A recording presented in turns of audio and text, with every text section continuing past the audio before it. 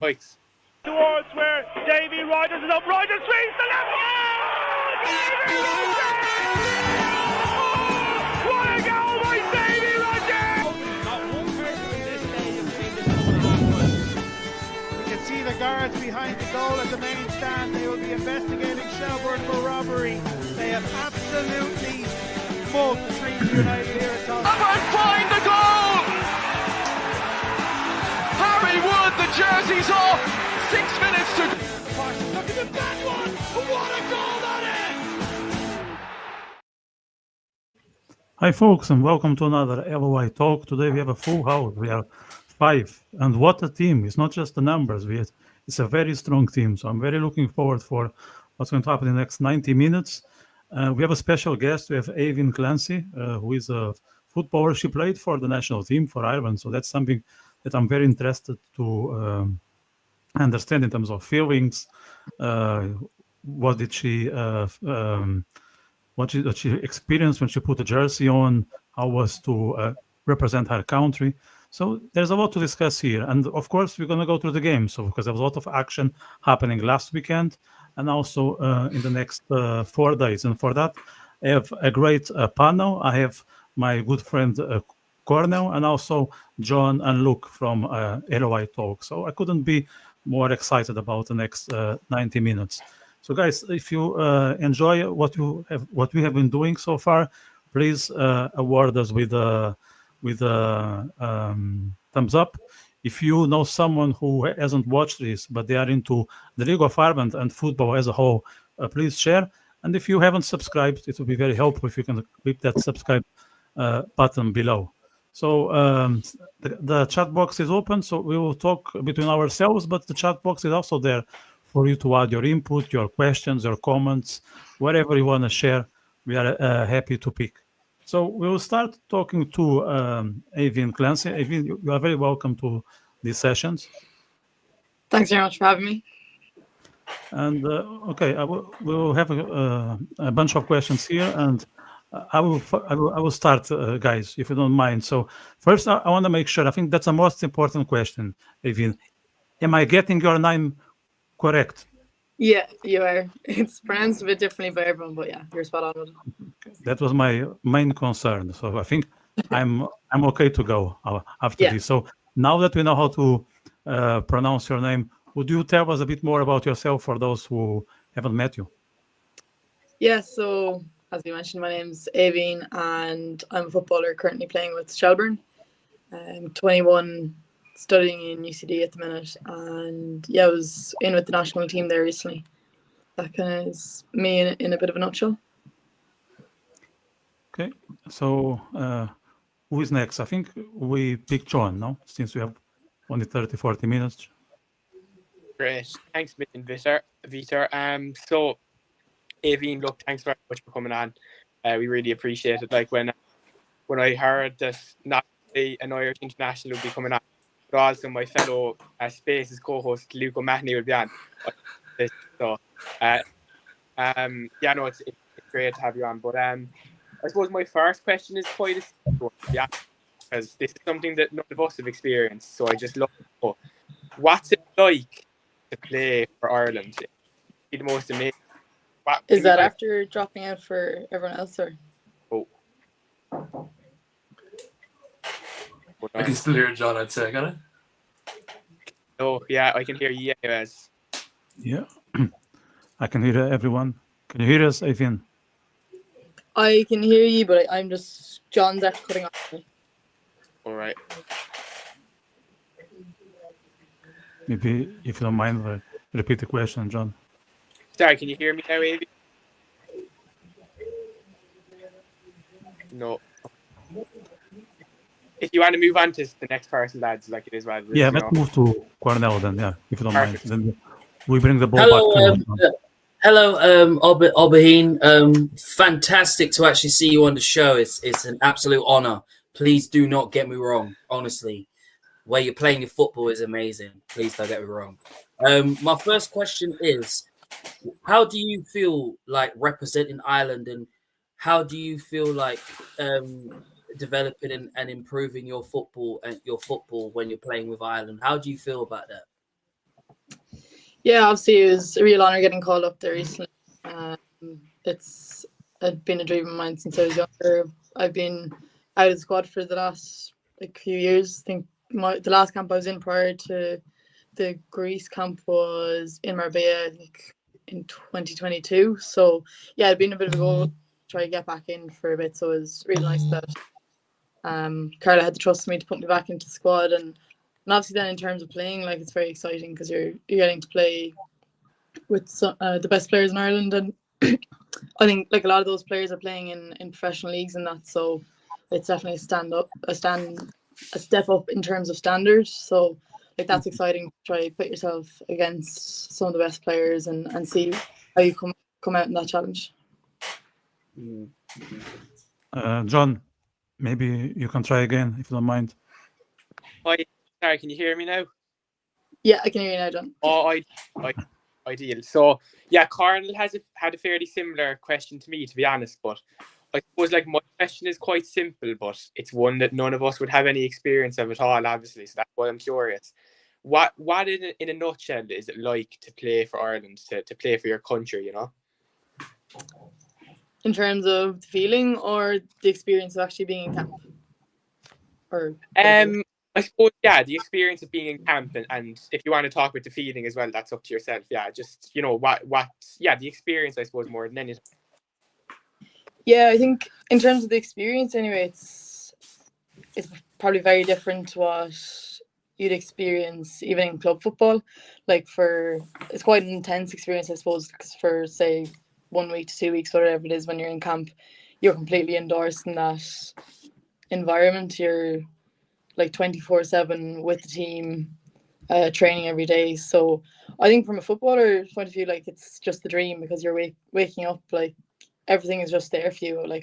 It's such a professional environment that everything from your nutrition to your recovery to the smallest of details around training, everything's catered for you. So all that you need to focus on is literally just the football.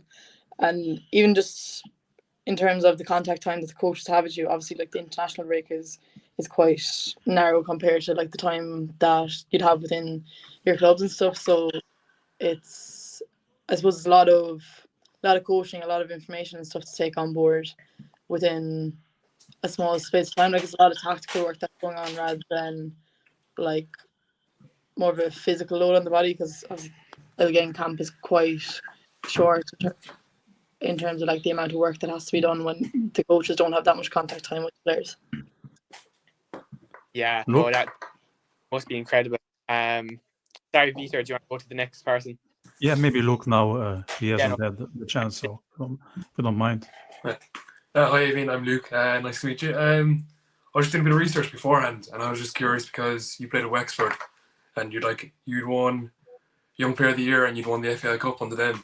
I'm just wondering, is the League of Ireland such a good basis to build experience and get into the national team, or do you think going abroad is still a better option for young people? Yeah, I suppose that's a fairly hot topic at the moment within the league. I think in terms of getting experience, I think the League of Ireland has been valuable in that way, because I started playing senior football at the age of 16 at Wexford. So by the time I'm 21, I've gained a lot of experience playing senior football, whereas if I'd went earlier in the time, say to a professional team or whatever, you might be getting the game time and then you don't have that experience under your belt as soon. Saying that the league obviously is still kind of part-time, so there's definitely room for growth within the league, which I think even since I've been in the league, I've seen a big step up in the standard of it. So where some of the other international players are obviously playing at a higher standard, it can be difficult to bridge that gap, but the league is definitely moving in the right direction. Perfect. Thank you. Question in terms of your childhood. So when you were growing up, if you go back in time, what was your first memory playing football as a child? Growing up, I would have actually predominantly played GA. So it wouldn't have really been too structured around when I started playing football. My first memories would actually just be in the schoolyard at lunchtime. I was in a rural primary school, and there was only one game, like soccer was played at every lunchtime out in the schoolyard on just a patch of tarmac. Probably playing at home, my brother and sister as well, was just kicking about really. And then my first introduction into structured football probably would have been under 12s. It's probably playing a few years younger than actually being up to the age, but yeah, it was actually just a coincidence. One of my GA coaches, it was typical small rural club. They were stuck for numbers. I think it was actually on the boys team, and they texted my mum the night before a match, being any chance Avian's around in the morning to play a game, just step in. And yeah, kind of just went from there. Cool. John? Very much. So, yeah. So my next just question there would be what would be your take on the current state of the Women's League of Ireland?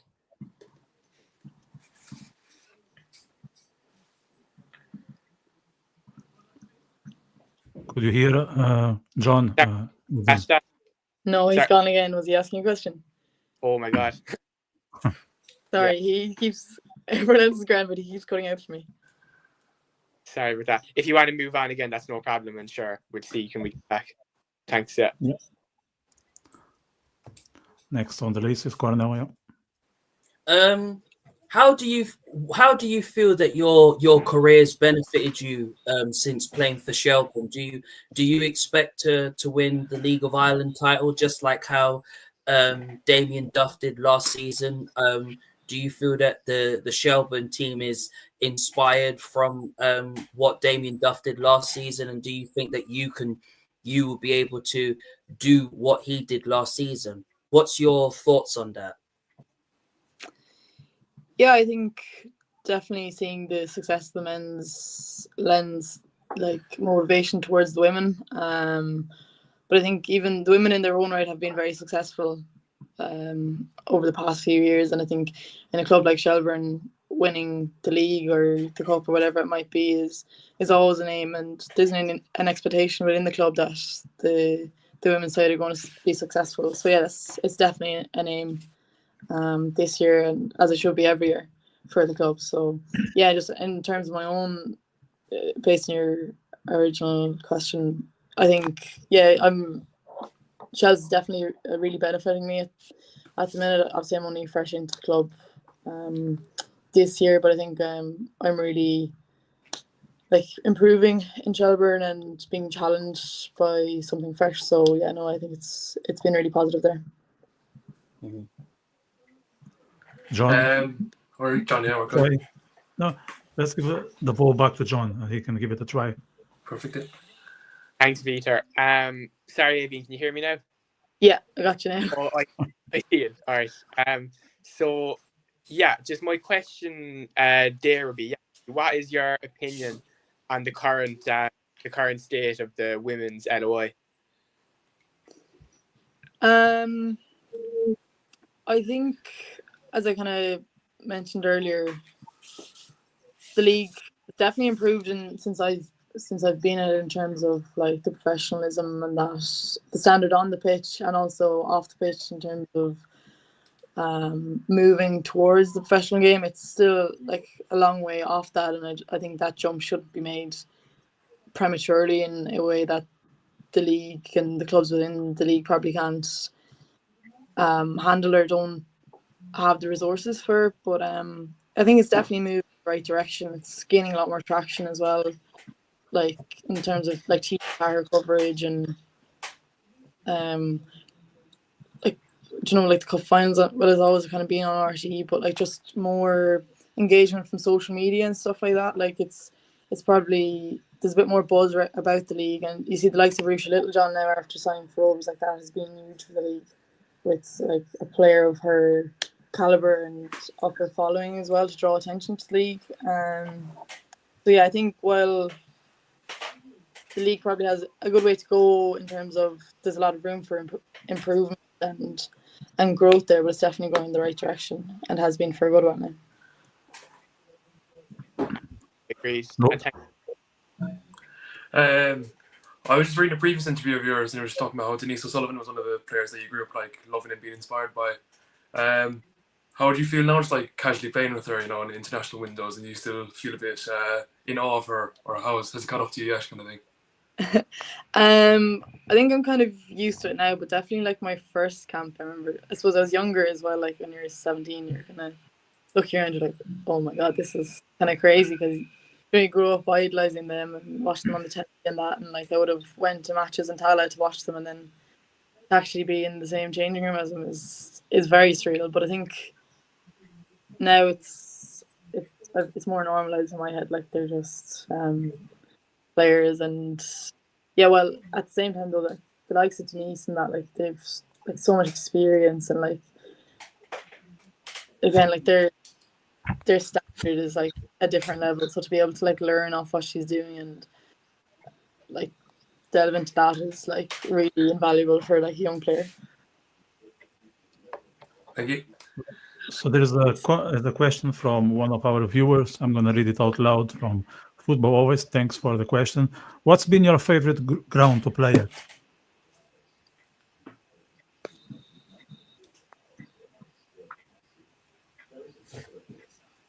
Not sure if you could hear me, Evian. sorry, Evian, did you catch what Vitor said there? No, sorry. Is it my Wi-Fi that's bad or something? Whoever goes to speak Probably is just it could be anything like. Football Always just asked there. What's been your favorite ground to play at in your career so far? Thanks, John. Favorite round. Suppose Tala, I'd have to say. Just it always like seems to have a good atmosphere, really good surface. Yeah, so I really like Tala. Good memory there winning the cup finals, I'd say. Very good. Yeah, can you hear me now, Evian? Can you hear me? No. Okay, maybe John, you can throw a question then. No problem. Yeah. So yeah, just this will probably be my final question now. But I understand for like obligatory reasons you may not be able to answer this. That's absolutely no problem. But who is your favorite? Who's been your favorite manager that you've worked under in your career? So. I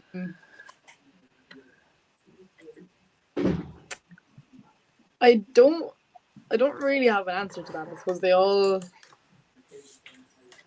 have added different components to my game, and I think no two managers are alike really. Like they all bring a different perspective and like their own style, I suppose, into their management. So yeah, maybe that's the diplomatic answer, but there's nobody really that would stand out over the other. I think they've all imparted their knowledge well.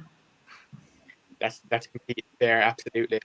Evian, thanks so much, and all the best to you in the rest of your career. I think Carnel wants to ask your question next, so go ahead there, Carnel. Thanks, John.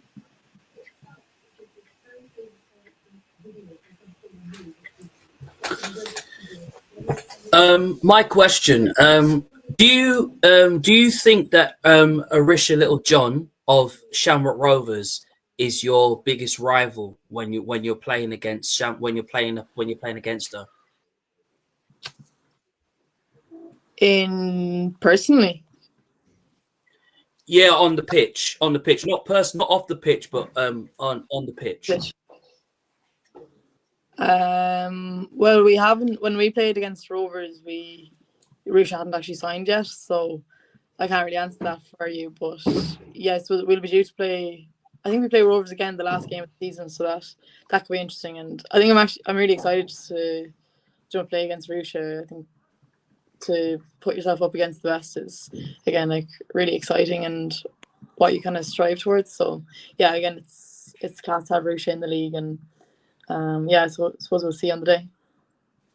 And then also, I have a question. Also, do you think that Shamrock Rovers is your biggest rival, or least rival? in the League of Ireland? I suppose there is a bit of rivalry there, kind of a Dublin derby when you meet, and there was a really good atmosphere when we played against them first game of the season. Like there was that bit of an edge. Would I say they're biggest or least rivals? I don't really know. Like you have other like Dublin derbies in there, and like you have other clubs that are vying for the top place in the league. Like we're trading to Athlone, who Shells would have been up against for the league last year and in the cup final, and that's probably a good rivalry there too. So, but yeah, Rovers is definitely like a really good game and a good feel about that game. No further questions. Thanks I'll very just much. pop in with just one or two more there. Just I was talking about Denise earlier and just the other players. Just for your future of your career, would you be looking to follow like Denise and moving to America, or there's players like Amber Barsh who've stayed around Europe in the likes of Germany and Belgium? Like, where do you see yourself kind of moving to after you finish your degree in Ireland? I'm not overly sure. I first of all, yeah, I'd be really happy to get like any opportunity for a professional move. I don't think I have a preference whether that's like would it be like America or Europe or England or wherever it is. I think all that I'm interested is like, is it a step up in standard, and is the club the right fit for me? So yeah, it could be anywhere really, but it's more to do with the club and whether that is what's right for me at the time. So yeah, it could be anything. Once the opportunity comes up, I definitely take it, and I'd be excited about the prospect. Yeah, and just like when you're in college, do you find it hard to juggle between playing soccer with the national team and even Shelburne, like such a big team, and then having to study as well? And do you play soccer for UCD as well, or is it just with Shelburne? Like UCD college team. I'm in UCD playing as well, like within the college league. That's actually finished up for this year, but yeah, that's next to a few matches in the calendar. At the moment, like at the moment, this present moment, I'm like kind of busy enough with assignments and end of year exams and that. So yeah, there's like there is a bit of balancing in that, but yeah, like I'm actually on a scholarship here. It's called like the Ad Astra scholarship in UCD. So like that's invaluable. There, like basically the whole point of the program is to help you balance both.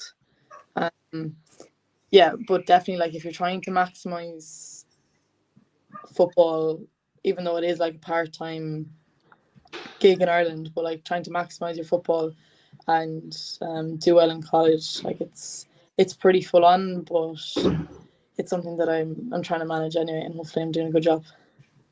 I just have one more, then we can go back to Ever. But just a new manager now in Ireland, Carla Ward. Do you feel she brings a different kind of experience now to younger players? Just being, she's managed like teams in England like Aston Villa and Birmingham. Do you feel that experience is rubbed off on the players?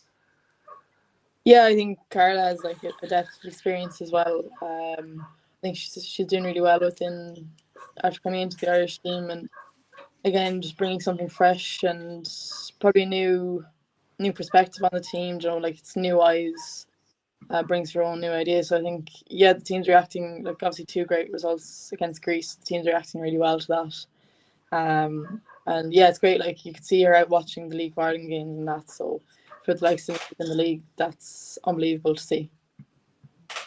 That's all from me. Yeah, thanks, and best of luck as well. All right, thanks very much, Luke. Maybe John, I know you are on the rush. Yeah, lads, I'll probably have to cut there, but Aoibheann, thank you so much for coming on, and lads as well. And yeah, I'm sure we'll be back hopefully. So all the best.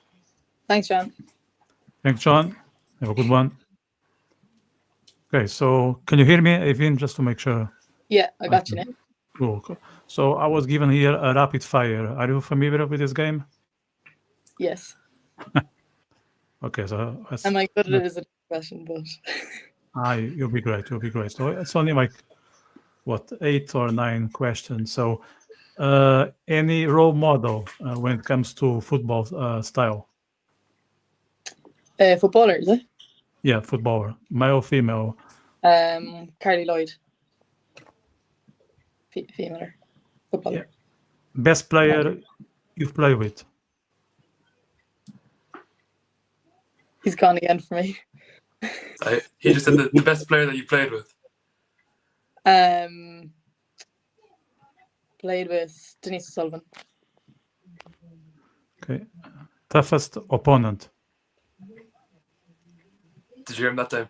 No, he's completely gone now. I'll just recite it back to you. So, toughest opponent that you played against. Toughest opponent, Karen Duggan. Okay, I'll try again. If not, look, you give me a hand here. Dream Women's LOI 5 aside team. The dream 5-side for the League of Ireland Women's. If you could pick any 5 players, what your dream starting 5 is? Oh God. Dream 5-side. Okay, in goal, Jane Marin. Then this is a tough one. Oh God. I suppose Rusha. There's one.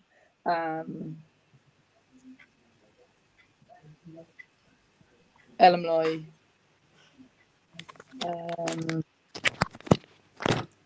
Was any defenders?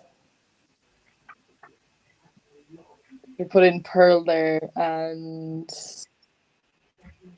Alex Kaplan. Not a defender, but sure. And then also, if I may add, what would if you had to move to England, for a prime example, which club in England would you love to move to and why? If I'd pick any club that I could just go and play without like hesitation, it would definitely be Chelsea. Chelsea. Yeah. Impressive. I'm surprised that you didn't mention Spurs. Really? Yeah, well, that's without like taking anything else like playing time into consideration. But yeah, Chelsea, they're just unreal and a sports thing growing up as well. So I like it. Okay, I will try again. Can you hear me now, Evin? Yeah, you're back. Good stuff. Yeah. Favorite football growing up?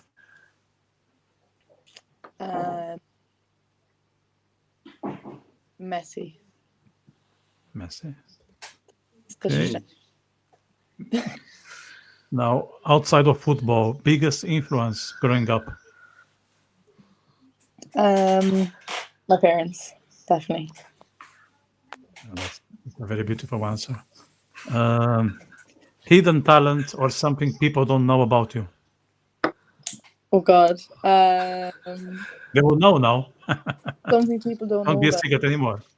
Maybe the fact that I'm from Limerick, I think that's not a hidden talent at all, but just everyone always gets confused where I'm from.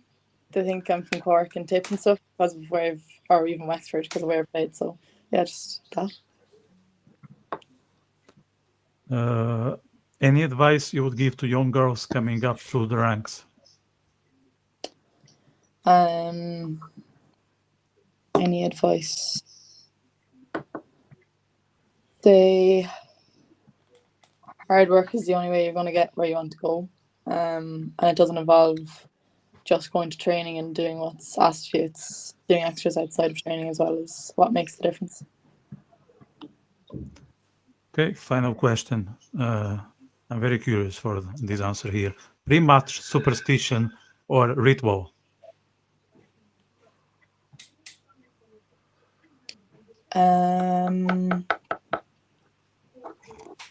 I'm actually not superstitious at all. I know some of the girls like have a few mad ones, like they have to wear the same socks or like put on their right boot for the left boot and all this kind of stuff. But I'm more of like that's not going to make any difference at all. I'm more I suppose a logical thinker. I'm like no superstitions. A final question: what is your favorite match day playlist to listen to before you play your football?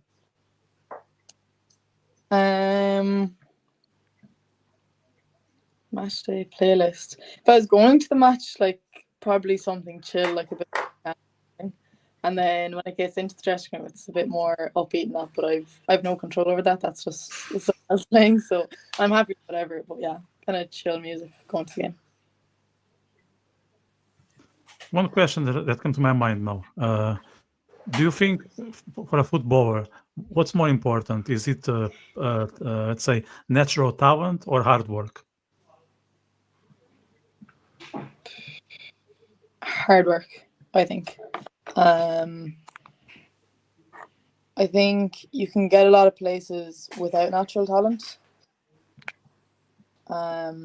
Whereas natural talent alone, you can, there's a limit to it. And without hard work, like, your talent doesn't really shine through or mean anything at the end of the day. Yeah.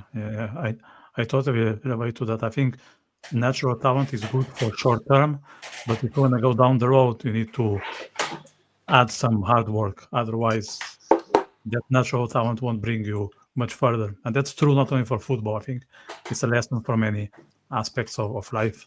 So thanks very much, Eivind, for your insights. I think we learned about your career, your prospects, what you've done so far, and I think you provide the people out there with a great example on how to approach and pursue your dreams. So I want to wish you all the best, and and stay around. Perfect. Thanks very much, Peter. Okay, take care. Thanks. Hello. Bye. Bye. Bye. Thanks.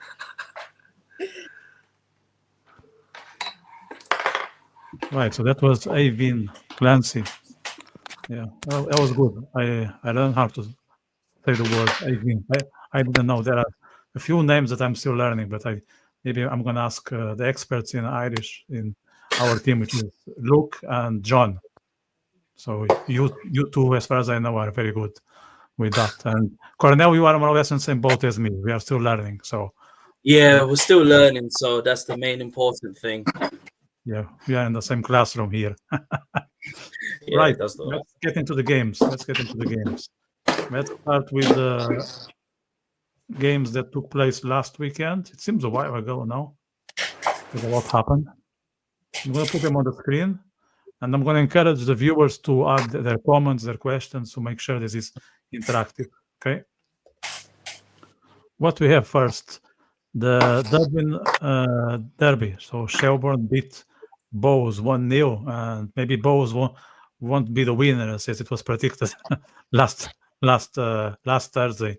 Maybe I start with Luke, since he's new to this podcast. Luke, can you share your thoughts on this result? Can you hear me still? Yeah, is my microphone working? Because I cut out there. We can, yeah. Perfect. I think this was a tough game for Bows, really, because they'd be going into it against the former champions. So I think they'd be happy enough on any other day to come away with a 1-0 loss, because you'd be expecting really Shelbourne, the form that they've been on even just from a year on since their title victory, to absolutely slaughter Bohemians really 3-0. But Bohemians are just in a mess of their own, and I think there's a few teams around the league struggling a bit, whether it's financially or it can just be situations on the pitch. But I think for Bohemians now, they just need to start rebuilding, because there's some tough games coming up, and there's no easy games in this division. Like even Cork and Sligo, who are down the lower half of the table, they're on real teams who'd be fancying any game that they're in. But just for this game alone, I think Shelbourne, it took them 80 minutes to actually get the goal. So I think it was being a hard-fought victory, really, but it's a good victory for Shelbourne just to keep building on with another 3 points. But for Bows, it's a wake-up call again that they need to start moving on and progressing more so, and maybe a few changes around the club that fans are looking for.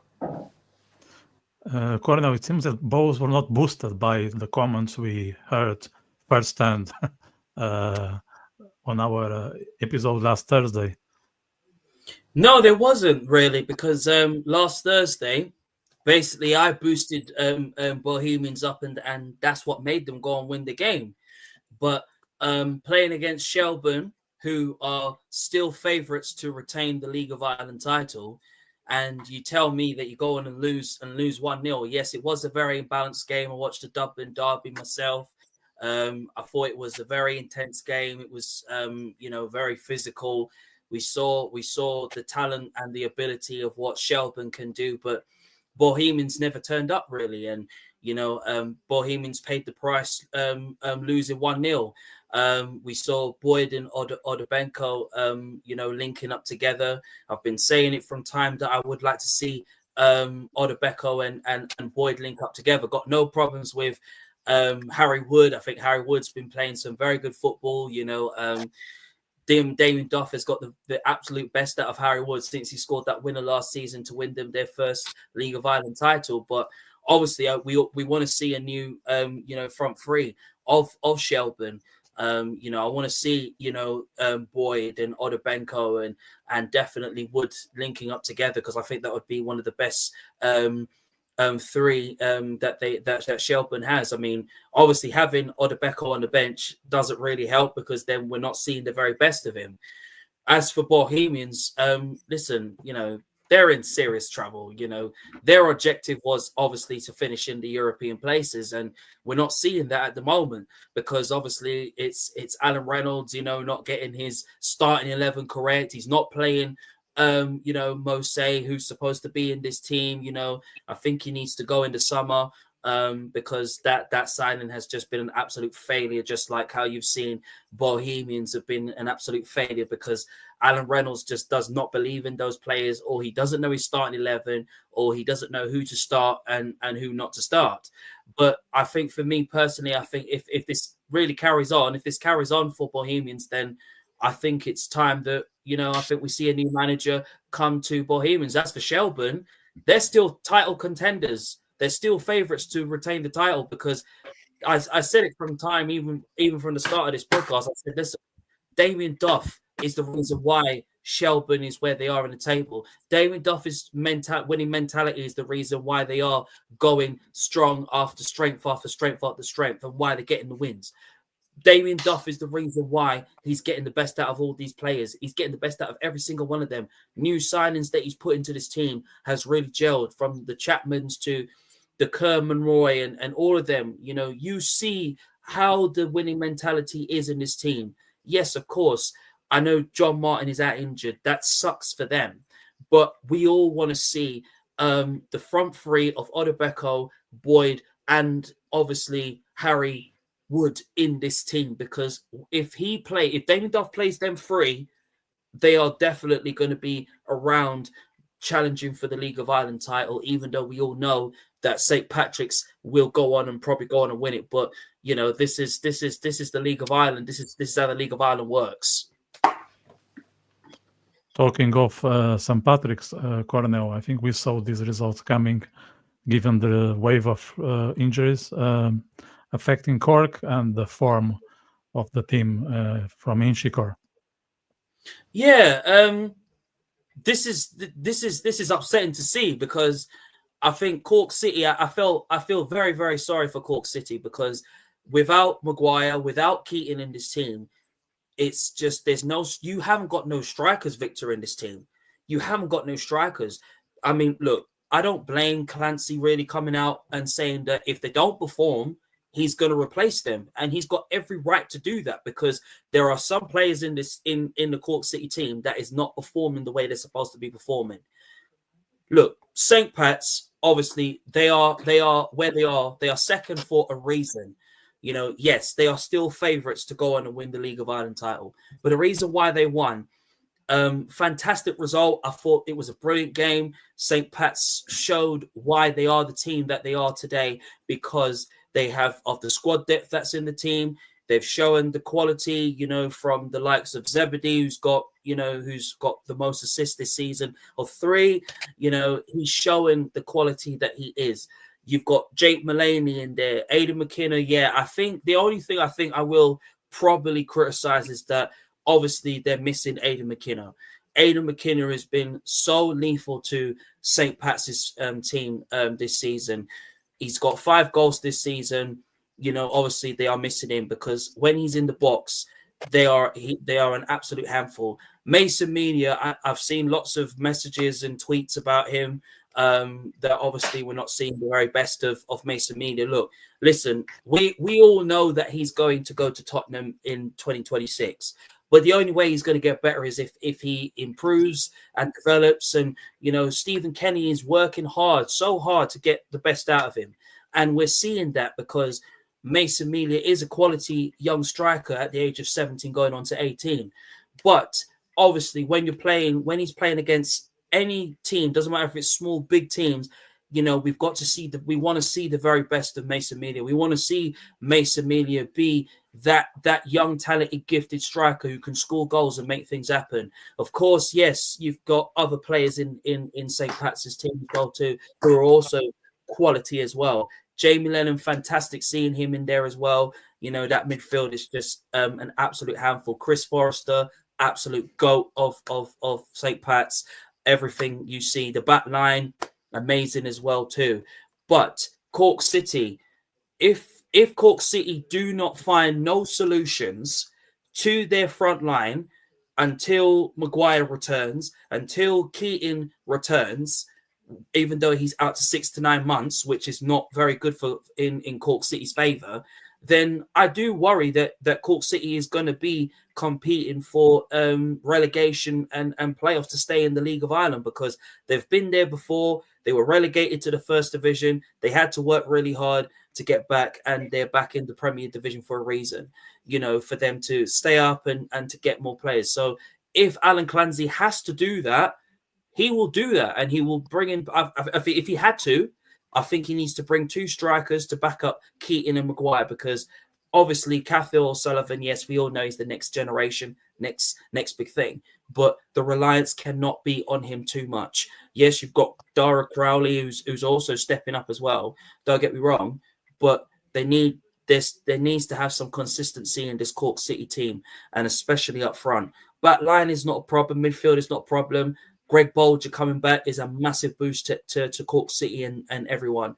But that front line, I think 2 strikers are needed for Cork City to have any chance of staying up from now to the end of the season. Luke, your thoughts on your neighbours' game against Pats? Yeah, being from Kerry now, we'd hear a lot about Cork City because a lot of Kerry fans before Kerry was formed would have supported Cork City just flying over an hour and a half drive, so that was their closest thing to leave Ireland football for a long time. But like just looking at the table, then Cork City, you know, because they put so much on Rory Keating coming back and Sean Maguire coming back, and when you have injuries like that can really just shake up a team. And then there's doubts about capabilities of the management staff as well. But Cork City, they've 3 losses and 2 draws in the last 5 games compared to you're looking at upwards towards the table. Like I said, there St. Pat's have 3 wins in their last 5. So there's just those differences. If you can close out those like gritty games, like, you know, 2 goal difference. Like if Cork had taken more chances, maybe. I didn't actually see the game now because I was at Kerry, so I wouldn't know too much about what kind of chances Cork City created. But you just have to close out games at the same time. That's what St. Pat's are doing. Like, you know, real champions, it's not about winning games 3-4-0. It's if you can close out those 1-0s like we saw Shelburne did against Bows, and even Shelburne did on the last game of the season last year to win it was against Derry. So this league is all about minor wins against great teams, because it's one of the most competitive divisions that we've had in a long time.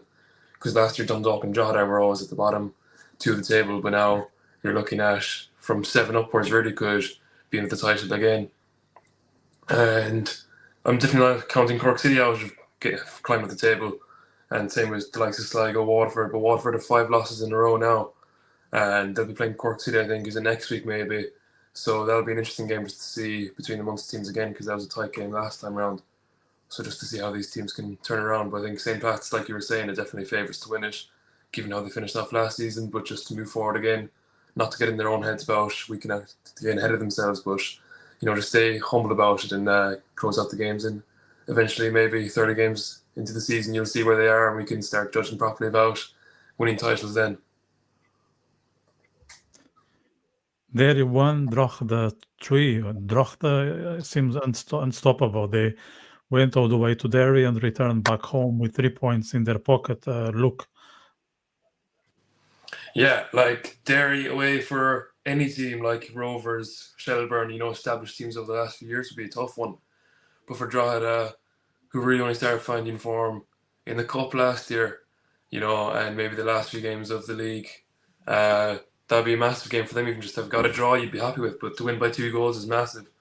Obviously, Drogheda got the Cup final last year. Maybe that was spur to spur them on this year now, just to start fresh, maybe, because they had a rough year last year, and if it wasn't for their loud neighbours, they could have staring relegation in the face, really, and they had to go through the playoffs. But it was a weird week for them that time. But a 3-1 win away to Derry is massive, because that's a long old trek for anyone, and it's a tough ground as well. It's Astro, which draw they might not be too used to.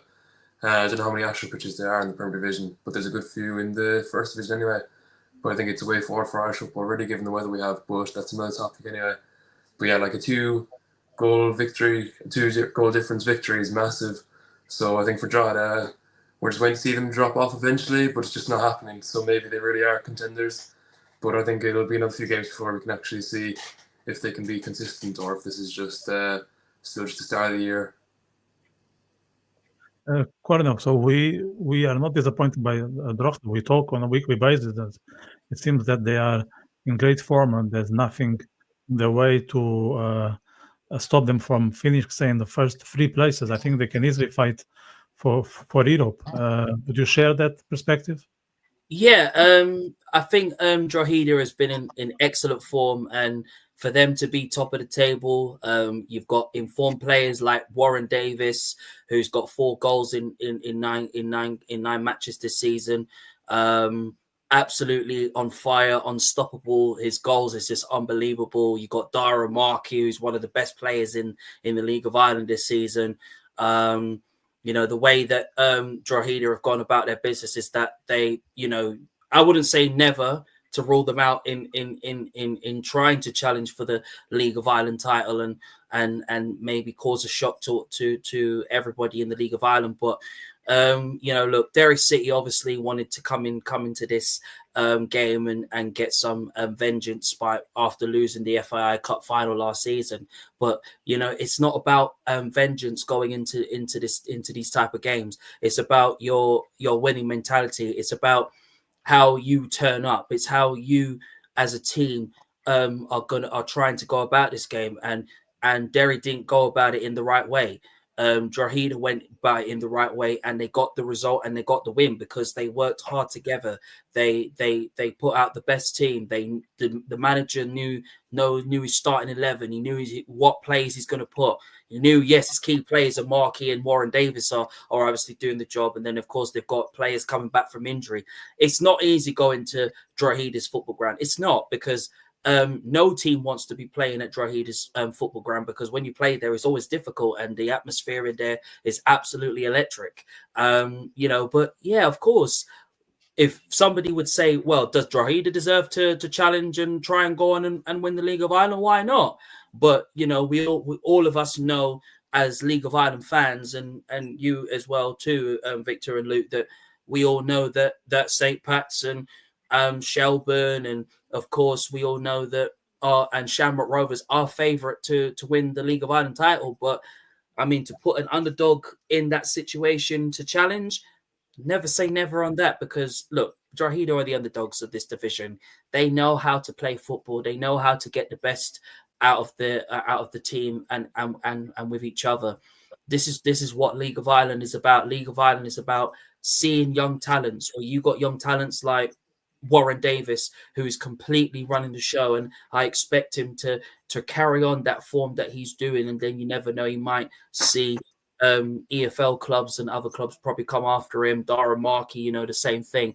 Conor Keeley, outstanding centre back. Yes, we're seeing the very best of Conor Keeley. We didn't see it at St. Pat's. We didn't see how he would perform, but right now, he's made the move back to Drogheda, and we're seeing that him and Quinn are the best centre-back pairings of Drogheda, because that back line is just outstanding. Denilson, don't even talk for that goalkeeper. Absolutely on fire. Brilliant goalkeeper for Drogheda. Outstanding keeper, Denilson. And I'm sure there'll be a lot of clubs looking at him. So the other monster team that is struggling at the moment is Waterford, while Shamrock they seem back on track after the initial fatigue, which probably was caused by the Conference League. How did you see this game, Cornell? This game was very amazing to watch. Shamrock Rovers, 4 wins, 1 draw this season. They are on outstanding form, Victor. We are seeing the very, very best of Shamrock Rovers, Victor, because obviously the first half of the season, when they lost to Bohemians, that was the last time Bohemians actually won on the first day of this new season in the League of Ireland. We questioned Shamrock Rovers. We absolutely questioned them, Victor. And we were saying, look, when are we gonna see the very best of Shamrock Rovers? When is Stephen Bradley gonna get the very best out of this team? When is Stephen Bradley gonna stop relying on Michael Noonan, even though he's 16 years of age? When are we going to see the best of Aaron Greeny? When are we going to see the very best of Rory Gaffney? Are we going to see that? Right now, it's Graham Burke that's up front right now. Graham Burke is just absolutely on fire, and I'm very surprised that Ireland international team has not looked at him and said, listen, he's an experienced player, he's still elite, he can still go. He can still be in the Irish team and really give Helgason something that Helgason is missing in the international team. But when he plays in this Shamrock Rovers' team, he is outstanding. Josh Houlihan, another fantastic centre-back. Not saying that Lopez is not great. Lopez is fantastic at the back and absolute solid, just like Houlihan. Yes, obviously, when Matthews comes back in that back line, I think they'll be absolutely solid again. Yes, I do question when they're going to bring a striker in. Yes, I do question maybe they need another winger just to take the pressure of Jack Byrne. Jack Byrne, we're seeing the very best of him already, right? Danny Mandroyu, fantastic to see him come back. Absolutely brilliant what he's just showing. But still, as for Waterford, we expected them to be in the European places. We expected them to be challenging for 5th or 4th. We expected that. We're not seeing that. The new signings or whatever probably hasn't clicked yet. We've seen 2 new signings from the Premier League, from Coyle to Obolenka. You know, we haven't seen them click yet. Almond, yes, we all know about him. He can score goals. He can make things happen. That is his job to do. Yes, some of the signings that they've signed, we haven't seen them as yet. But Shamrock Rovers, they are still favourites, Victor. They're still favourites to be in the title race. They're still favourites to go on and win their 5th consecutive League of Ireland. Yes, I think once they add a striker into that fold and take the pressure off the likes of Gaffney, take the pressure off the likes of Green, take the pressure off Graham Burke, even though Graham Burke is still killing it. You've got fantastic midfielders like Matt Healy, who's killing it, obviously, on that right side. You've got Aaron McMenef, absolutely brilliant. Yes, they haven't replaced Poom yet, but even though I think they still need maybe a central midfielder, but they've still got some good squad depth. You got these young, talented, gifted players from the youth ranks. They are just really showing that they are the next big thing. But Shamrock Rovers to win this game against Waterford was a fantastic result for them. Waterford, I think they need more consistency out of the remaining games that they have. And I think if Shamrock Rovers can carry on, yes, they got a big game obviously on Easter Monday, obviously, and they'll obviously go on and win that. But I think with the momentum that Shamrock Rovers has really got, you cannot say that they cannot be in the title race this season for them to go and win their 5th consecutive League of Ireland title. Look, as you just heard, a couple of us were underestimating Rovers at the beginning of the season, and now they are surprising us with great results and great performances on the pitch. How are you watching the season being unfolded for Shamrock? Yeah, I agree with Cornell definitely that they are one of the favourites still. Like regardless of how they started, they're always just there, just waiting to find form. I think Waterford would be a bit disappointed with how they played the last night because for the first goal, the ball was crossed in and there was just no one to actually mark. I think it was McAneff got the goal. He was just kind of waiting there for the ball to come to him. And then for the second goal, then the Waterford keeper got a hand to it and it just went in off the post. So there's like minor moments there. But again, Waterford weren't really up to much in this game. But just in Rovers generally, I think that they're still one of the strongest teams by a mile in the league because Shelburne up there, but when you look at Rovers, it's just recent history, how many leagues in a row and all that stuff, and even the one team just about missed out last year. So I'd agree with you as well that it was the Conference League. Maybe that just held them back a bit. After that loss, they might have been a bit almost like a hangover from it. But Rovers have 4 wins in the last 5 now, and they have some games coming up now. You know, that Cork City game as well recently that they had to replay 4-1. I think that was a comfortable enough one for them. That's just pointing out problems in Cork as well. But for Rovers, I definitely fancy them. They'd be my people to win it now. People are saying St. Pat's and Shelburne to do it, but I'd still back Rovers, really. That last year might have just been a lack of consistency at the start, like we've seen this year. But I think this year now that they're going to focus more, get their head down and focus on domestic titles, really. And I'd like to see them have more of a role in the cup as well, because, you know, it's more Derry and St. Pat's that have had chances in the cup. But Rovers are definitely always there. They're always with a chance. And I think Waterford then on their side then is just the complete opposite, really, that they badly need to change the way that they're going.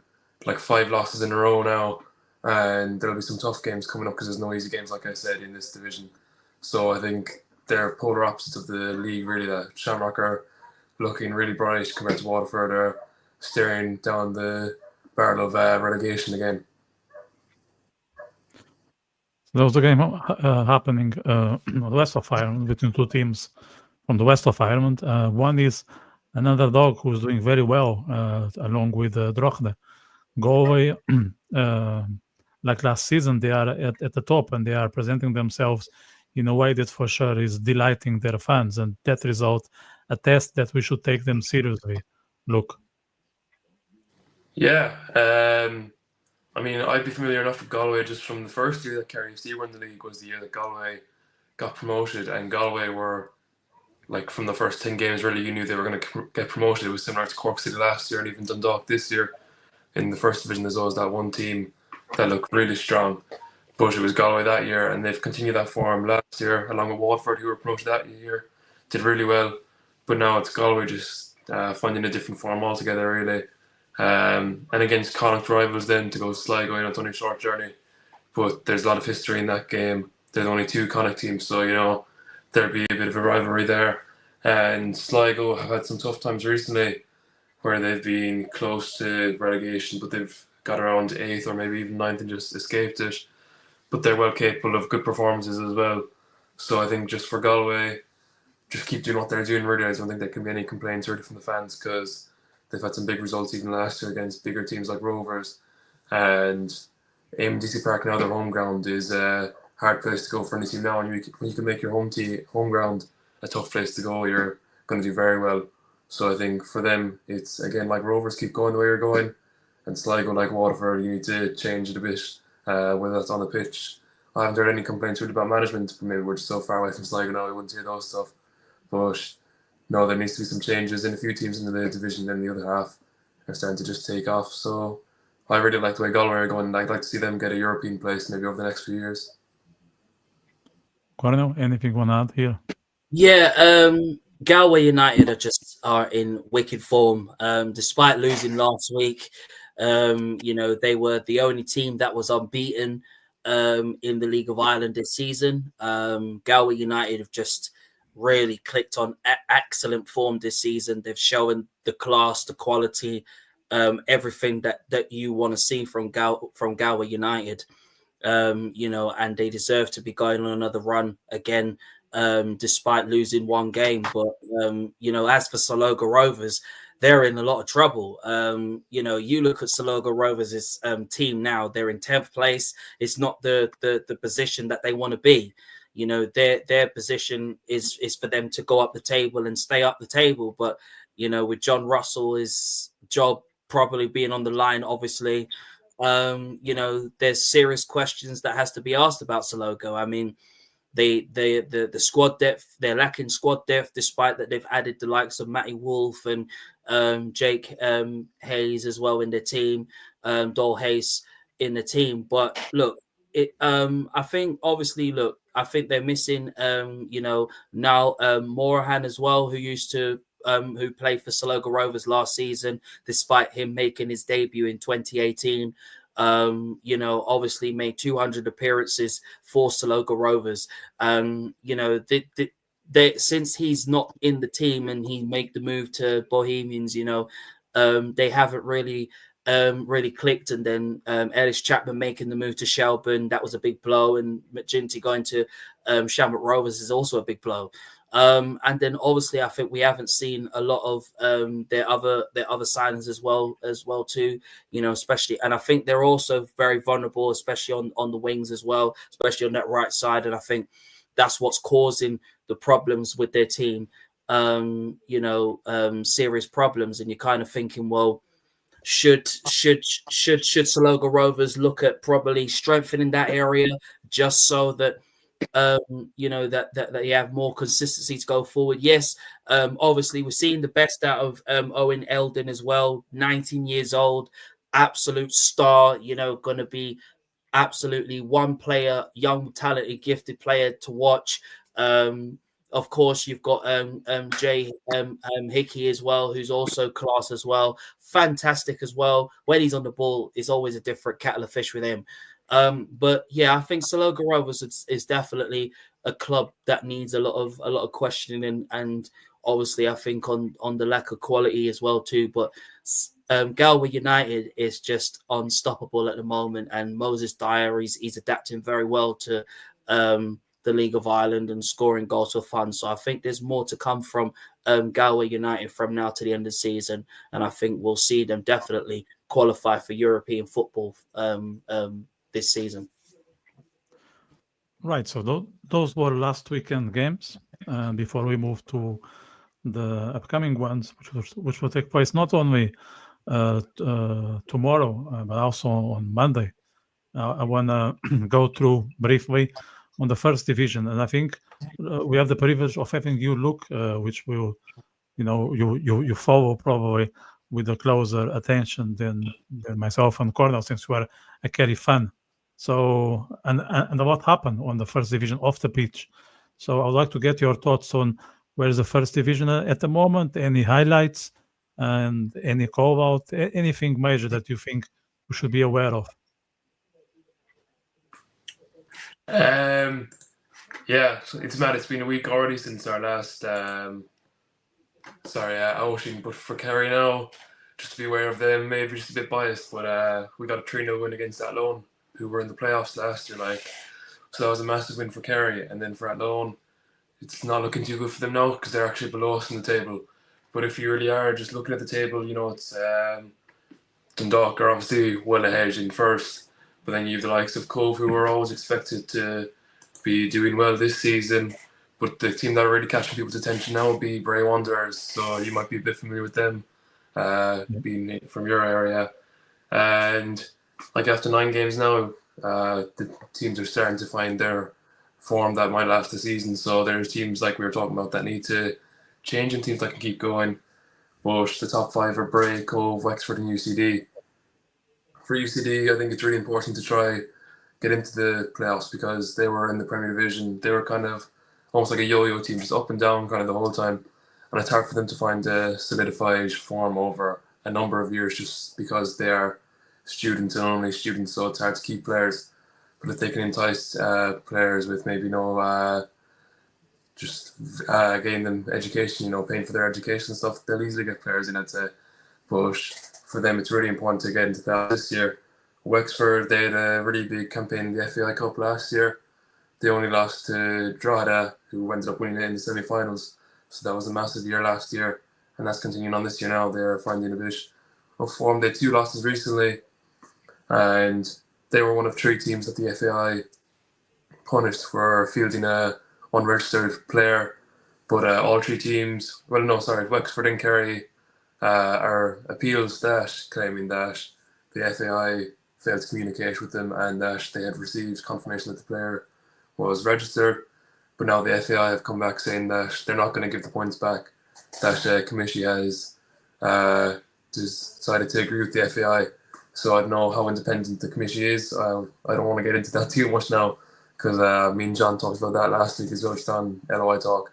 But a lot of Kerry people and Wexford people are dissatisfied really, and I think Wexford are seeking legal advice, so they're taking it a step further, but Kerry are claiming that they've been bullied by the FAI. And it's a really interesting discussion. We're only 3 years into our life as a club, and we're already feel like we've been abused almost by the FAI already, because I mean, for us, any win is valuable because we had really rough 2 years, especially the first one. Games like 9-1 loss against Galway. So like a 2-0 win, let alone a win in any form, is massive for us. But to have it taken away from them just really annoys us, really. And I don't know if there's another chapter to come in this whole story after today now, the FAI announcing that we're not going to get our points back, but we'll have to wait and see. Treaty United have been doing fairly good at the start of the season, but they've started to their form started to get a bit shaky now. They won against us. That was a 3-0. That was a massive win for them. And then below them is Finn Harps, who are doing well. We're playing them tomorrow night now. But Finn Harps, when they play at home, I think it's a really hard place to go. You know, it's very north, because the majority of the first division is Munster and Leinster. Really, I think it all is, besides Donegal there and Finn Harps. And then you've Longford, Athlone and Kerry, the bottom three, who are just really struggling this year.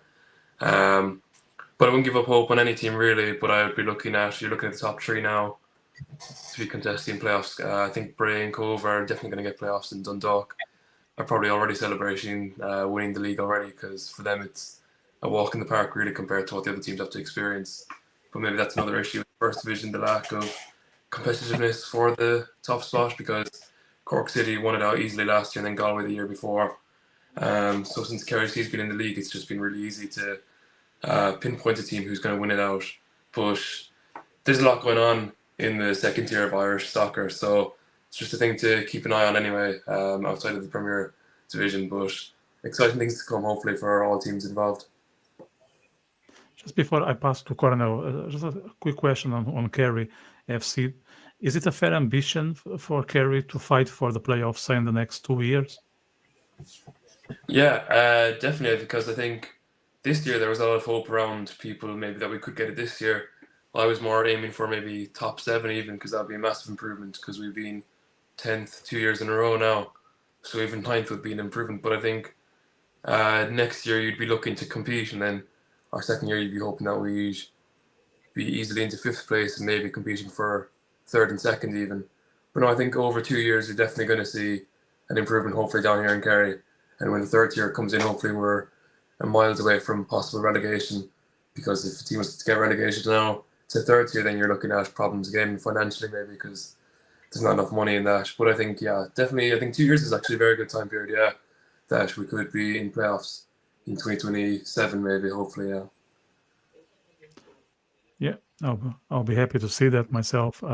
Coronel, anything you want to refer when it comes to the First Division? Yeah, Dundalk, absolutely unstoppable. They are absolutely on fire. They are still unbeaten in this season, and they're really taking the First Division very seriously, and they're taking their season very, very seriously. And definitely, I think they'll definitely go up and be promoted from the First Division back into the Premier Division. Obviously Cove Ramblers, obviously they're ones to watch as well. Kerry FC, I think, are also ones to watch as well.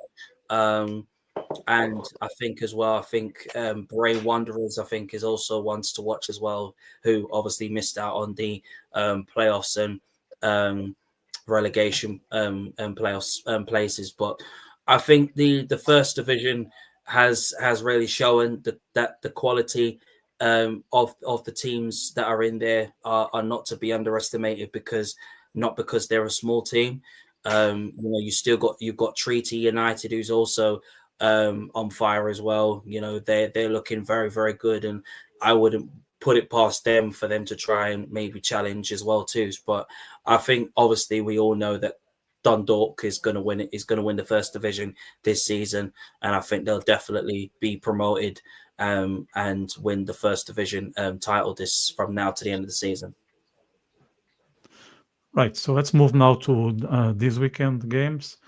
I suggest we go game by game for those matches happening on Friday and Saturday, and then we can just talk briefly on those that happen on Monday, because I think there's something happening in between, so it's hard to predict. Just one game that I forgot, and maybe there's a reason for that. Going to happen on Monday. Now I know why I forgot this game. I think it was intentionally. Anything you want to say on that one? Maybe Cornell? Yeah, 4-1 against your team, against Cork City. To be honest, I was expecting Shamrock Rovers to win this game. Despite I no disrespect towards it, because look, Cork City haven't got Maguire and Keating.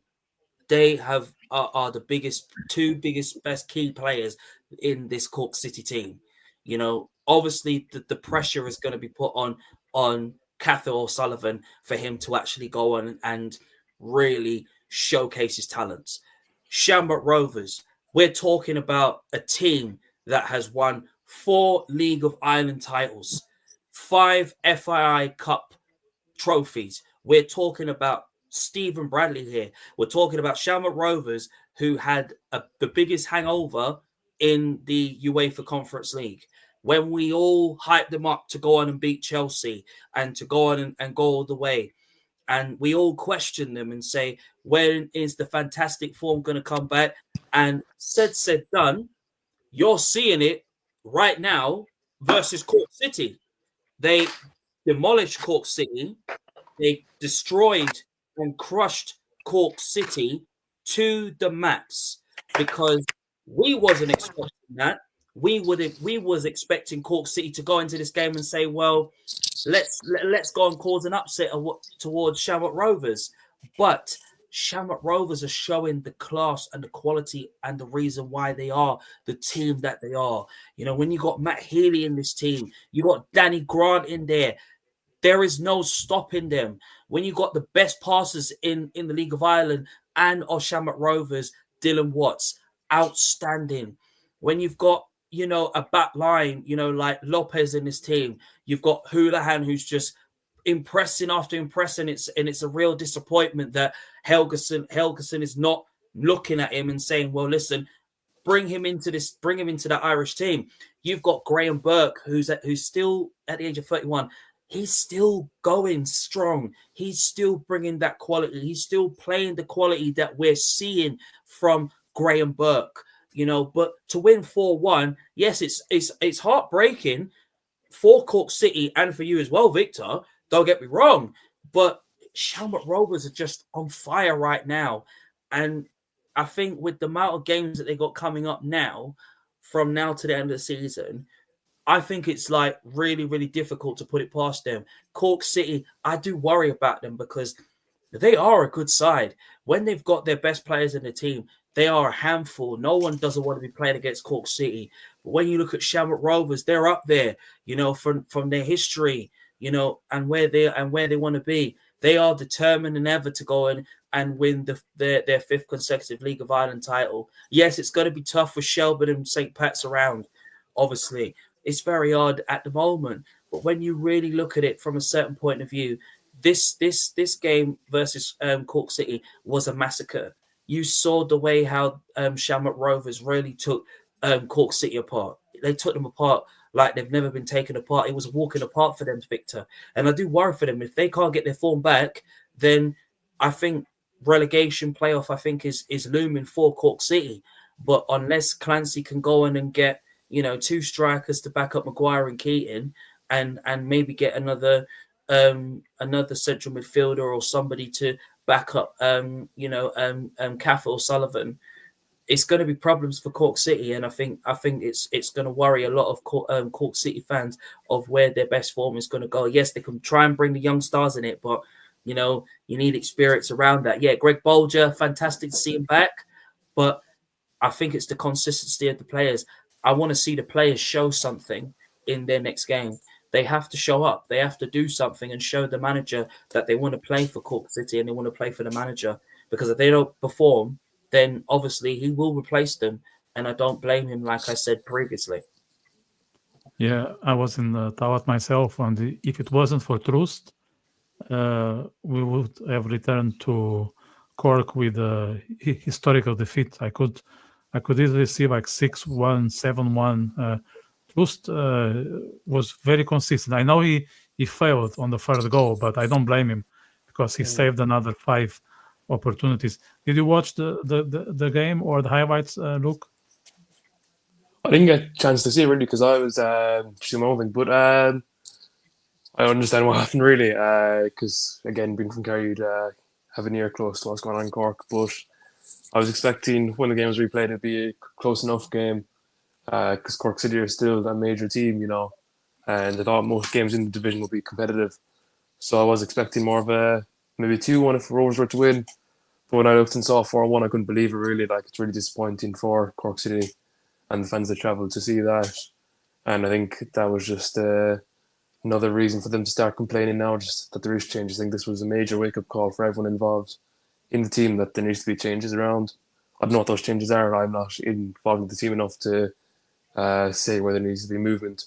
But definitely, I think there needs to be changes around Cork City, and that Rovers have destroyed them completely, really.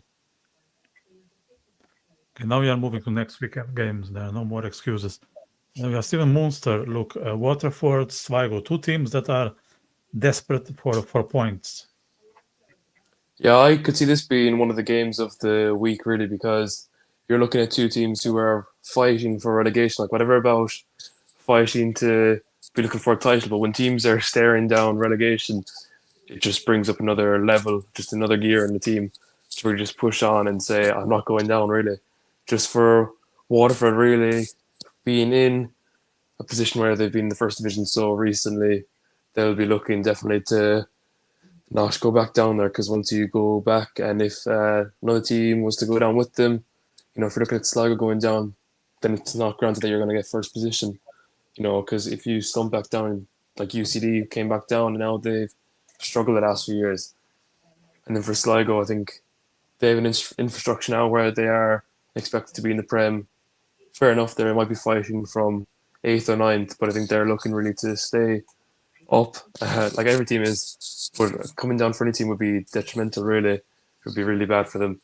So I think this is going to be a really gritty fight. Like, I can see this being like an unreal 0-0, like one of the best 0-0s of the year, really. Or else it could be a case where it's 3-3. I don't know what way to call it, really, but I think it's going to be a great game either way. And obviously, you're looking at better teams for the game of the week, but I think this is definitely up there with what has potential to become a spectacle. Coronel, can you predict a winner here, or do you think the draw will prevail? I think this is going to be one of the games of the season. I think, and of the night. I think two teams that are, as Luke said, they are fighting for relegation and they're fighting to stay up. Waterford, obviously, their form has kind of dipped. Salogo, the same thing. Obviously, I think Salogo Rovers will want to go into this game and believe that they want to go on and win and win this and win and get 3 points. But I think it for me personally, I think it looks like it's going to be a draw. But it wouldn't be surprising that Salogo Rovers goes on and tries and gets all 3 points. Galway, Derry, Coronel. Is it another win for Galway? I could definitely see Galway winning this game. They are just on fire at the moment. Derry City, I think there's still more questions being asked about them. We're finally seeing Liam Boyce get a goal, despite that he got sent off. But I think it's going to be very interesting to see if Patrick Hobben plays up front or not, with Boyce suspended. But I think with Galway United now, I think the very best is coming from them. But Derry City, I think we need to see Tian Lynch really put out a side that can really hurt Galway in many millions of ways. But because of their excellent form, despite losing, being the only team that was unbeaten throughout the League of Ireland this new season, I wouldn't put it past Galway United to go on and cause another upset, because Derry City, obviously Tian Lynch is still trying to get and used to adapting to the League of Ireland. But I think for me, this is going to be a very interesting game. But I think it's going to be Galway United that comes up winnable and gets the result. Look, Luke, can you expect anything different, or is definitely it's 3 points for Galway?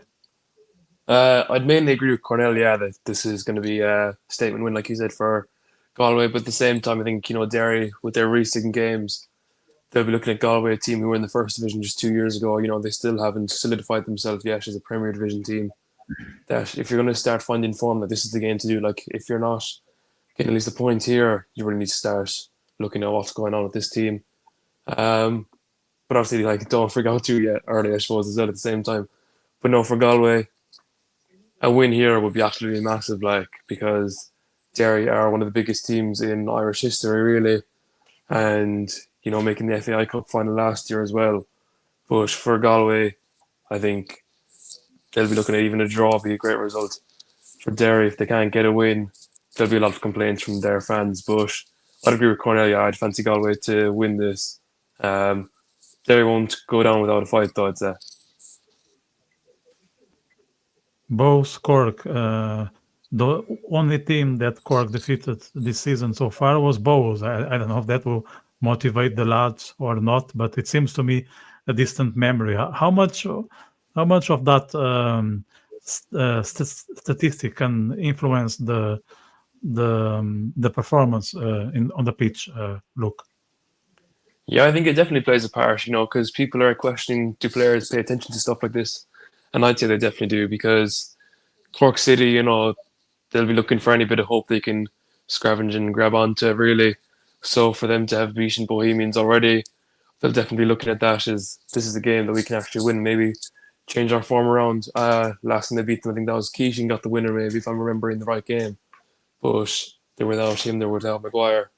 But they have a class goalkeeper now, so if you're looking at trying to even get a clean sheet here, and if they can just find some scrappy goal, it doesn't matter how they come once it gets in the back of the net, really. But I think this is, like I was saying for the last game there, if this Derry were to change their form, if Derry were to get a win, this would have to be it. And same way as Cork City now, this would be a very doable game, but that would still have a massive effect. So I'd agree that they would see the fact that they beat them already as a positive. Any score prediction? I'll go 1-1. I won't go either side. I'll just go with a draw. I'll say 1-1.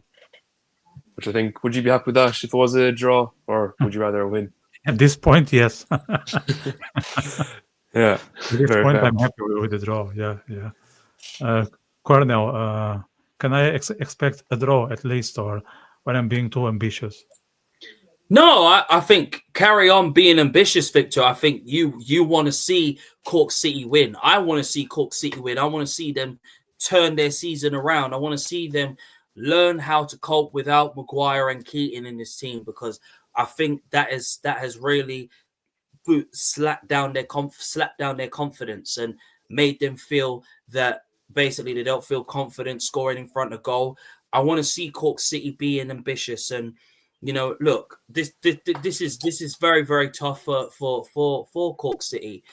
Cork City are in a position where you're thinking, well, they need to go and get the win. Look, Bohemians obviously lost their game last week, so they would want to go into this game and bounce back. Of course, they'll be looking to win this game against Cork City, but Cork City will want this.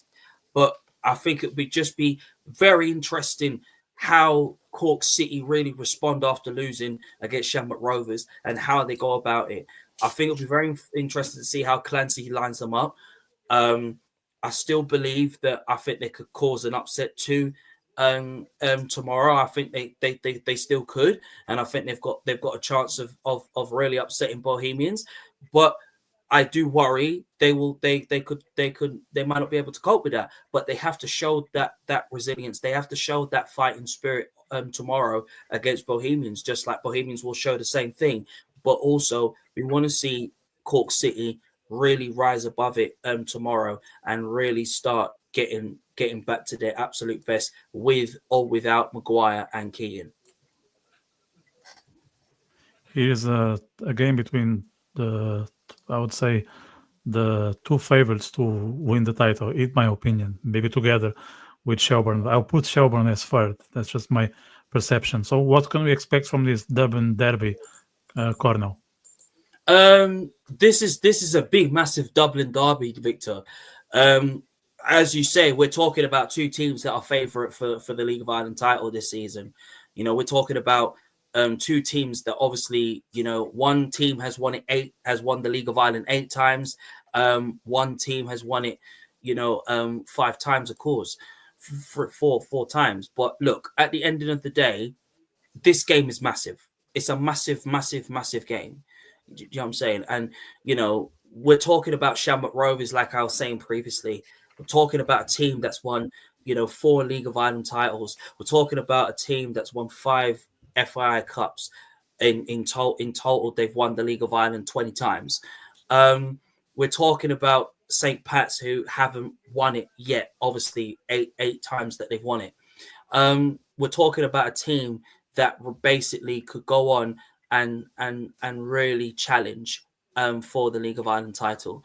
But this game is a massive, massive, massive game where I think Shamrock Rovers will be confident going into this game. I think they'll think they can go and get a result against St. Pat's. But look, listen, I think St. Pat's, obviously, they're struggling without Aidan McKinnon in this team. And I said the same thing for Cork City as well previously. I said they have to try and really cope without Aidan McKinnon in this St. Pat's team, Victor. You know, you've got Mason Melia in this team who can really, really be the next generation. We're talking about Mason Melia, who's a 17-year-old kid, you know, who's going to go and make that big move to Tottenham. But we're talking about Mason Melia, who could be improved, who can still be better, who can still be one of the best young talents that Stephen Kenny has from now till January in the new year. We're talking about that. We want to see the very best of Mason Melia. I want to see Mason Melia linking up with Zebedee. I want to see him linking up with Jake Mulaney. I want to see him do that. I want to see Mason Melia show all those St. Pat's fans that he can be the next big thing. He can be the next generation. That is what I want to see from Mason Melia.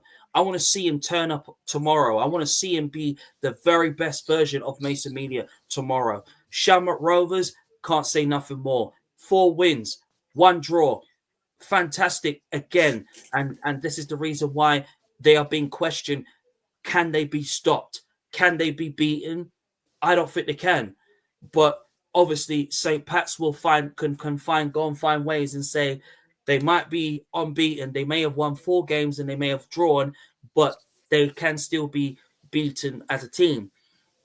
Despite, yes, you question their front line. You question, can they cope with the likes of Green and Rory Gaffney? Even though Graham Burke is playing up front, Danny Mandroyu is back. We're seeing the best of Danny Mandroyu. Danny Mandroyu's back and playing his football and still going, and it's good to see him back on the pitch.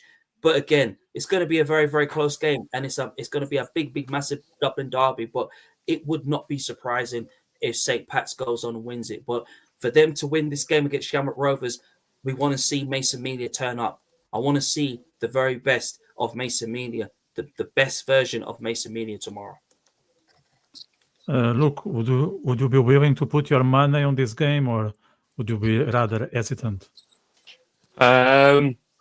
Just form-wise, I think it's Rovers that I'd be putting my money on. But I think St. Pat's, if they want to say that they are contenders, then you have to be able to win this game. Especially when you're at home, you should be looking at maybe like a 2-1 win, I'd say, for St. Pat's to be my prediction. But if Rovers can win this, then they're really going to find form. That'd be 5 wins in a row, I'd say, nearly for them. So you'd be looking at them just plowing on to be champions early maybe again. But obviously there's still a line to go. But this will be one of those games, if there is a winner that you come back to and you'd be thinking at the end of the year, if St. Pat's won that, it would have been so different if Rovers had done this. So there's different results that can definitely alter the season, no matter. We're only 10 games in, but that doesn't really matter because at the end of the season, you're going to be looking back and thinking, what could we have done different? So, every game counts. And if you're going to be Rovers, you're really looking at winning every game early and then showing teams what you're made of. And then St. Pat's really just need to prove themselves. Obviously, FAI Cup success in recent times, but league-wise, they've been missing in terms of champions. Obviously, Rovers have ran the show for a while, but maybe times are changing, or is this a game that will show us that Rovers are here to last for a lot longer than we thought they would be? Another one that is very hard to predict, and there's a lot. There's a lot to. There'll be a lot of impact on the table from this game. Drogheda, Shelbourne look. Yeah. I said what was it, that the Sligo Galway or Sligo Waterford game would be game of the week, but I didn't actually realise some of the fixtures that were coming up. I mean, 3 games that we've looked at already that are of that caliber to be game of the week for Drogheda. It's really about possibly a draw. I mean, this is former champions. I'm not sure what the result was when they played each other for the first time in this season, but like for Drogheda, definitely if they can get a win here, it's absolutely massive, and it will put out of people's minds maybe that they're pretenders more than contenders. I think this will put them up there as challengers, definitely. And then for Shelbourne, you're looking at possibility of losing to Drogheda, which would really be deflating them over the next few games, because a loss to a team that you wouldn't be expecting to lose at the start of the season can have its effects as the games go on. But for Shelbourne, they'd be fancying themselves, like Cornell was talking about the impact of Damien Duff. I mean, he's absolutely class. Like, I think he's a model for all managers across the island of Ireland, really. So he'll definitely have to be back in that challenge regardless of what sort of form teams are on. So this is another game that could be game of the week, I think. If all of these games live up to their billing, then we're going to have some of the best fixtures that we've had in a long, long time across the board. So hopefully they all go well from a neutral point of view, but obviously each team will be fighting for their own right. So I back Shelbourne still this time, that maybe Drogheda's form could just dip for a while, but I'm not saying that Drogheda are going to start losing. I'm just saying this could be a once-off for a while. But I'd say a 2-0 Shelbourne win is what I'll go with. So Drogheda is a very hard ground to visit, Cornell, but I remember a few weeks ago, Rovers managed to return to Dublin with 3 points. Would Damien Duff's team be able to repeat the facade?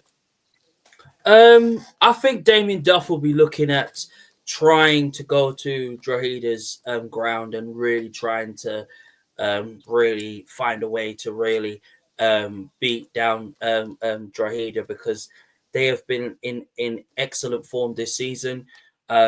Shelbourne, on the other hand, obviously, we all expected them to go on and challenge for the League of Ireland title. I still believe they can go and do that. But in this game right now, as you're looking at it now against an underdog side that is top of the table now, and that is obviously shocking everybody and asking a lot of League of Ireland fans, are they good enough to challenge for the League of Ireland title? Then obviously you wouldn't put it past Drogheda. Shelbourne, obviously, we all as League of Ireland fans, we all want to see Odebeko and Boyd and obviously Harry Wood linking up together. Harry Wood has been in brilliant form this season. We're seeing the very best of Harry Wood, cement his best form from last season into this new season. But we are all seeing that Odebeko has been on the bench, and I'm thinking, well, why is Odebeko on the bench? Why is he not in the starting 11? Yes, you got to. Damien Duff has to give the other players a chance. They've got to have the opportunity for them to really showcase their talents. But this is Shelbourne we're talking about. This is Damien Duff we're talking about here. We're talking about a team who basically won the League of Ireland title last season. We're talking about a team that is going to be challengers and that will challenge for the League of Ireland title, along with the likes of Shamrock Rovers, along with the likes of St. Pat's. We're talking about, that's who we're talking about. We're talking about a team that has a fantastic winning mentality. We're talking about a manager who obviously, like Damien Duff, knows how to bring the best out of this young team and out of this team, and has brought players into this team that has really gelled into his style of play, and that he can really turn Shelbourne into the team that they deserve to be. But this is going to be a very, very tough, interesting game. Drogheda will give everything they've got, but we all want to see Odebeko and Boyd link up together up front with Harry Wood, obviously playing alongside him as a 3, because them two, especially Odebeko and Boyd, I think they're going to be fantastic together. The link up is there. We all want to see it. I want to see it. I'm sure Luke wants to see it. I'm sure you want to see it as well, too, Victor. But that is, I am praying that Odebeko plays in this game against Drogheda, along with Boyd, and then of course Harry Wood playing alongside as a free, because I just think them two of Odebeko and Boyd, I think are just going to be absolutely unstoppable together, and I think they'll score even more goals than how they've got already.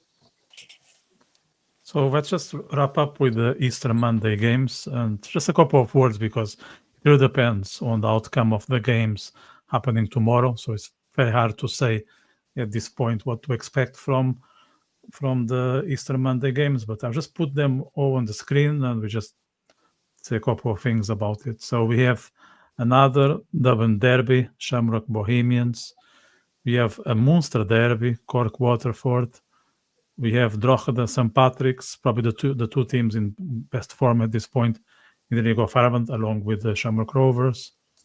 You have another Shelbourne being visited by Galway, and we have another sort of derby, Derry, Sligo. Anything you want to highlight here, Cornell? I think Shamrock Rovers and Bohemians, I think that's going to be a massive game as well. I think Derry as well is also another one as well. The Munster derby, I think I'm looking forward to. I think that's going to be another game that I feel that's going to have a lot of fireworks in that game, for sure. But I think there's some very tasty games coming up during the Easter period, and I'm looking forward to it. And I think we're going to see the realness of the League of Ireland, and definitely we're going to see the whole team, the teams really showed their quality and their class on the pitch. Look, I'm just going to put the matches on the screen. Shamrock Bows, Cork Waterford, Drogheda Pats, Shelbourne Galway, and Derry Sligo. Anything from your end that you would like to share with us? I think, as always, Bohemians Rovers is a historic game, and it's always the main Dublin derby to look out for, I'd say. I was in the Aviva Stadium last time, and Bohemians got the win. That might have given them a bit of false hope for the year that was to come. So I think this could be really bad for Bohemians, but at the same time, when it's a derby, like you see it in England all the time, Liverpool, Liverpool could be on great form, then Everton can just put out great performance just because of the build-up of a derby. And you're looking at Rovers, then Bohemians. So I'd be 90% sure that Shamrock Rovers should win this comfortably, but then there's a 10% bit of doubt that Bohemians could pull something out. And then you're looking down to Cork City against Waterford. I think that's potential to be the game of the week. I keep saying this about every game I'd say now at this point, but for the Monday, I think that'll be a great game to watch, 5 o'clock.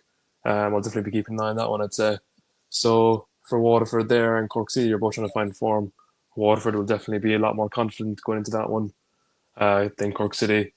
But it's definitely there for the taking for other team, because last time they played, it was just a 2-1 win, I think, for Waterford. And talking to John previous, he said it'll be the one game he'd look back on if it was a close table that Cork City should have done better in. And Drogheda Pats, then John Brennan's just saying there that and Shels Galway is going to be the two best games or great games, and I definitely agree with that. St. Pat's Drogheda could be first versus, I don't know what the table is now, could be second, I'm not too sure. It's definitely two of the top teams in the whole division, and who'd be, depending on how their seasons can go, be the main contenders. But then you're looking at, as John was saying then, Shelbourne Galway, which is the one that I'd be looking out for. I think I'd be 2-1 Shelbourne would be my prediction on that one.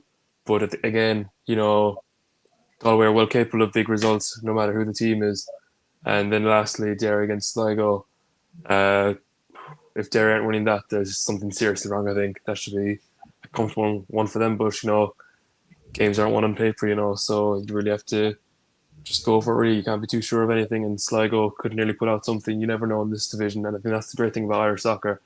But no, I'd fancy the winners to be Derry, Shelbourne, Drogheda, Rovers, and I'll say Cork City just to keep you happy. Maybe you'll let me on again next time. No worries. So there'll be a lot to go through next time we meet Cornell. Next Thursday, a lot of games, so a lot of excitement. Look, all the best for KDFC and for your photographs. I saw them on Instagram. Thank you. You're Yeah. very talented. So I have to say, you know, you deserve all the attention. So if people are into photographs and sports, I encourage everyone to check your Instagram account. Maybe I will put it in the description. And Cornell is also talented with music, by the way. I never mentioned that, but it's about time. Cornell is a DJ, no? Yeah, I'm a DJ. Yeah, I play drum and bass, and I play a bit of UK garage as well, a bit /bass line as well. So I tried to mix and blend and things, but yeah, I'm doing very well in the DJ music scene, and obviously I've got to play at an event next week, next Saturday at the Big City Jam. So looking forward to that. Where is it? Your show? It's at it's in Lincoln at the Northern Great Terrace at the Lincoln DJ Hub, and there's going to be a lot of people there, so I'm looking forward to that and stuff, and then carrying on my quest to become a DJ tutor as well in teaching children, young adults with autism. Yeah, best of Very cool. luck with that, Cornell. Thank you. Yeah, good stuff. So thanks for your insights, both of you. I'll be looking forward to talk to you, Cornell, next week about the games, and keep an eye on your photographs online. Look, so thank you very much. Thank gents. you. And I want to thank the viewers as well for watching us, and if they can award us with a like, just there's a button below, and there's a second button, which is a subscribe. If you haven't touched that, please do that. And if you know someone who haven't watched this it will be available online, so they can always watch it later in the evening, tomorrow, on the weekend. And so I will be very grateful if you can share. So I see you, everyone. See you, everybody, next Thursday, 7 p.m. Same time, same place. Have a good evening, guys. Thank you. Yeah. You too. Thank you. Bye. Thank you. Cheers. Bye-bye. Bye. Bye-bye.